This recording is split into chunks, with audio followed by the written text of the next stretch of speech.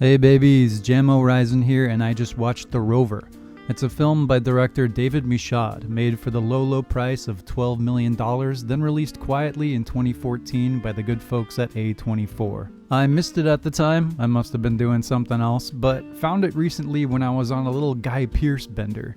Guy is one of those actors whose career is in a weird place. He's an A-lister in terms of name recognition and definitely performance quality, but his filmography of late is mostly smaller films, supporting roles, or red box level junk. It's a pretty common thing, unfortunately, especially in these modern times when a movie can no longer be sold on a name alone. Unless you're Tom Cruise, I guess, and that's basically it. But I digress. Guy Pearce kicks ass even when the movies he's in don't. The Rover, however, had me totally enthralled for 100 minutes in its bleak, brutal vision. The story takes place in post-apocalyptic Australia, sort of like Mad Max, but way more restrained and depressing.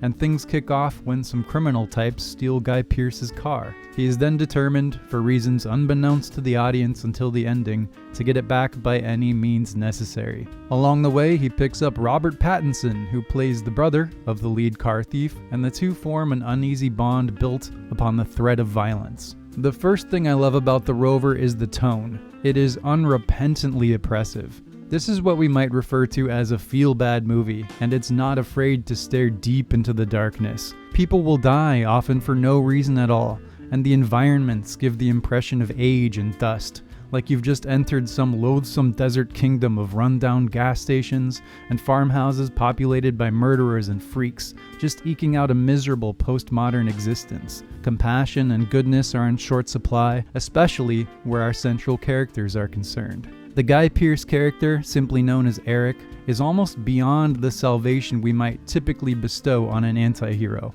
He's terrible, unrepentant, and seemingly incapable of sympathy, but the fact that we don't know why is really involving, and lends his mission to find the car a strange gravitational pull. It's a great performance, and the eventual character revelations are really touching in their simplicity, drawn from a well of genuine humanity. This was also a breakout role for Robert Pattinson looking back. I think he's won over most of us by now, having totally shed his teenage garbage persona, which to his absolute credit was a difficult thing to do. I guess Cosmopolis came out before this, the David Cronenberg movie, but I'm not sure anyone appreciates that movie except me. And besides, he is definitely better in this. The character he plays, Ray, is what I might carefully refer to as kind of simple. He's on the spectrum for sure, in some way, and is almost more cavalier in his dispersal of violence than Eric, but there's this haunting innocence to him that Pattinson just owns in a stellar performance. The two of them on their own seem irredeemable at times, but their relationship evolves into an uneasy brotherhood that is subtle, oddly touching, and lingers with you long after the credits have rolled.